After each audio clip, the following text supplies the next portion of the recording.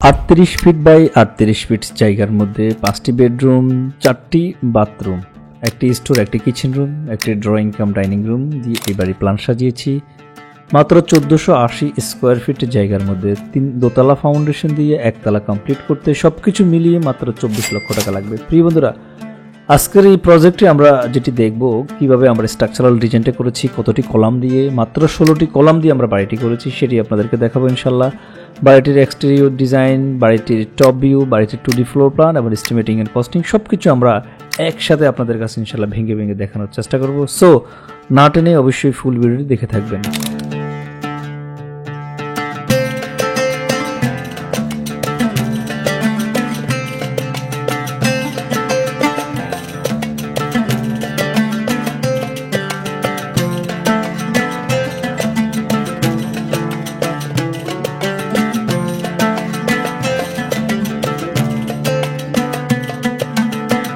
বিসমিল্লাহির রহমানির রহিম। আসসালামু আলাইকুম ওয়া রাহমাতুল্লাহি ওয়া বারাকাতুহু। মডার্ন হাউস ইউটিউব চ্যানেল এবং ফেসবুক পেজ কনসালটেন্সির পক্ষ থেকে আপনাদের সবাইকে আন্তরিক শুভেচ্ছা এবং অভিনন্দন জানাচ্ছি। আমি ইঞ্জিনিয়ার শরীফ হোসেন ফাহিম।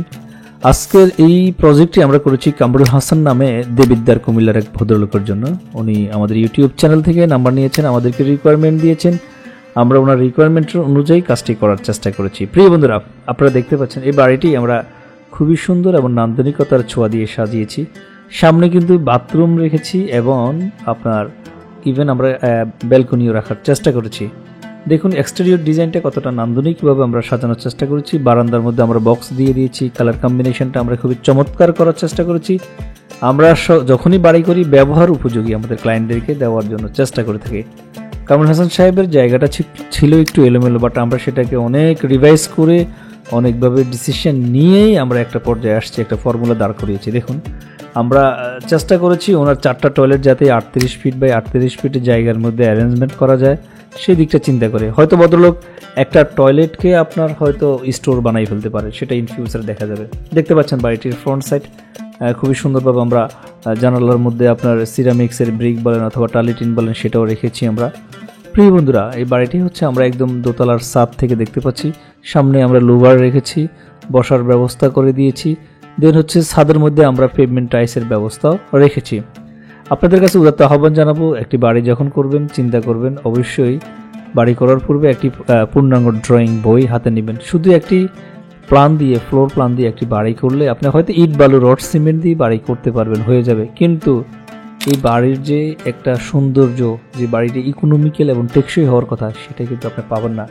অবশ্যই একজন দক্ষ প্রকৌশলীর পরামর্শ নেবেন। এখন হচ্ছে বাড়ি করার সিজন চলে আসছে, আর দেরি করবেন না। আপনার ডিসিশন নিয়েছেন, চিন্তা ভাবনা নিয়েছেন, যত টাকা আপনার পুঁজি আছে সামনে এগিয়ে যান। ইনশাআল্লাহ আমি আশা করি আপনি সফল কাম হবেন।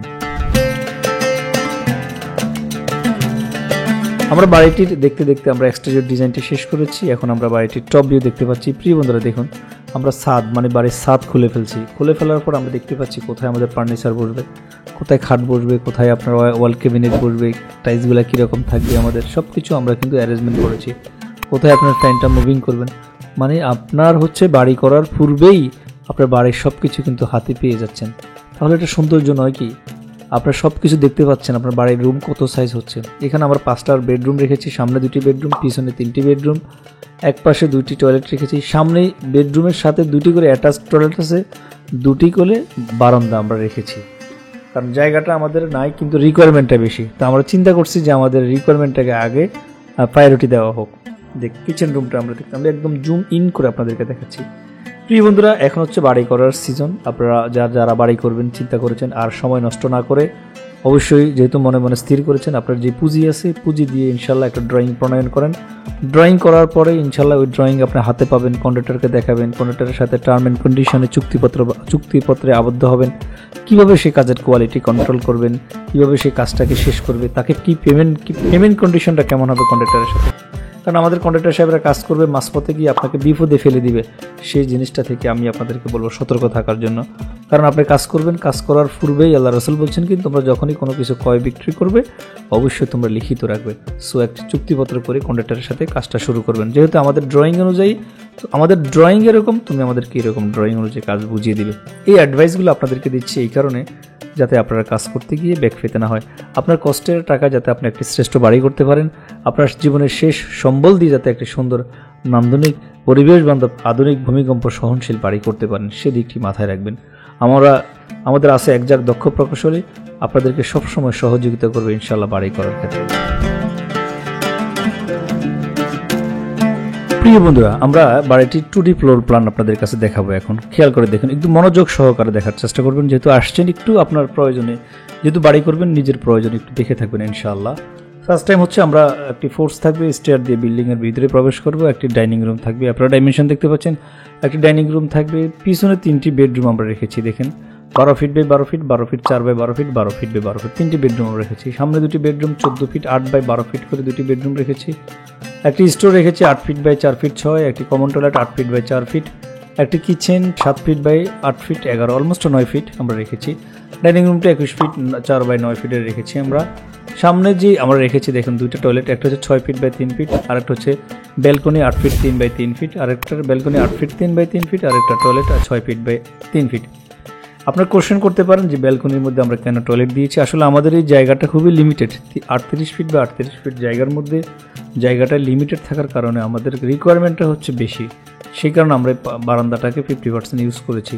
দেখুন এই বারান্দার ব্যালকনি সবগুলো কিন্তু ব্যবহার উপযোগী হবে। এই জায়গাটাকে কিন্তু আপনি যখন আপনার ফলসাদ হয়ে যাবে তখন এই জায়গার মধ্যে কিন্তু আপনি স্টোর হিসেবে ব্যবহার করতে পারবেন। এই দিকটা মাথায় রাখবেন, কিন্তু স্টোর হিসেবে আপনি কিন্তু ব্যবহার করতে পারবেন। তার মানে আপনি যদি ব্যবহার বিধি জানেন তাহলে অনেক কিছু সম্ভব, স্বল্প জায়গার মধ্যে সম্ভব। এই বাড়িটি সম্পর্কে বিস্তারিত যদি আপনার জানার ইচ্ছা থাকে, ফুল স্ট্রাকচারাল ডিজাইনটি যদি আপনি কালেক্ট করার চিন্তাভাবনা থাকেন, আমাদের স্ক্রিনে দেখানো নাম্বারে কল করতে পারেন। আর ছোট্ট একটা রিকোয়েস্ট করব, যারা আমাদের এই চ্যানেলটিতে নতুন আসছেন অবশ্যই আমাদের চ্যানেলকে সাবস্ক্রাইব করে আমাদের পাশে থাকবেন ইনশাল্লাহ।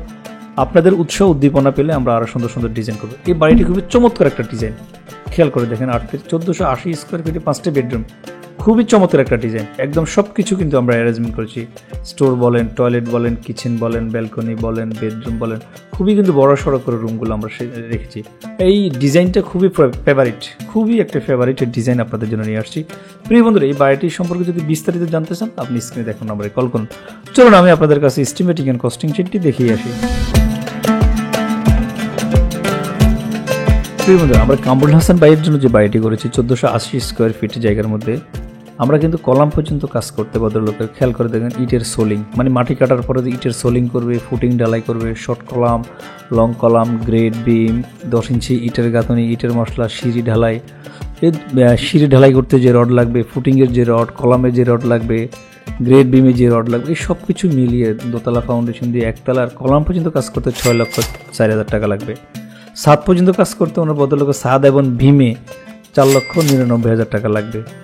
ফ্লোর ডালাই গাঁথনি প্লাস্টার সহ লাগবে 4,20,603 টাকা। সব কিছু মিলিয়ে দোতলা ফাউন্ডেশন দিয়ে একতলার মালামাল বাবদ সিমেন্ট, সাদা বালি, লাল বালি, ইটের খোয়া, নাম্বার ইট, 16 milli rod, 12 milli rod, 10 milli rod, 8 milli rod, সব কিছু মিলিয়ে 15,25,196 টাকা। আমরা রড ধরেছি 92 টাকা ধরে, ইট ধরেছি 13 টাকা, লাল বালু 80 টাকা, সাদা বালু 45 টাকা এবং সিমেন্ট ধরেছি আমরা 530 টাকা ধরে। সব কিছু মিলিয়ে 15,25,196 টাকার মধ্যে উনি ছাদ দিয়ে ভিতর গাঁথনি প্লাস্টার কমপ্লিট করতে পারবেন ইনশাআল্লাহ।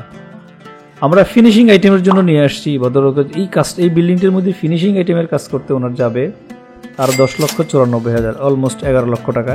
সব কিছু মিলিয়ে দোতলা ফাউন্ডেশন দিয়ে একতলা কমপ্লিট করতে এই কাঙ্ক্ষিত অ্যামাউন্টে যাবে 26,19,847 টাকা। প্রিয় বন্ধুরা, আমরা চেষ্টা করি অথেন্টিক ফিউর আপনাদের কাছে উপস্থাপন করার জন্য। আমাদের কথা এবং কাজের মাঝে ইনশাল্লাহ আপনি 100% মিল পাবেন।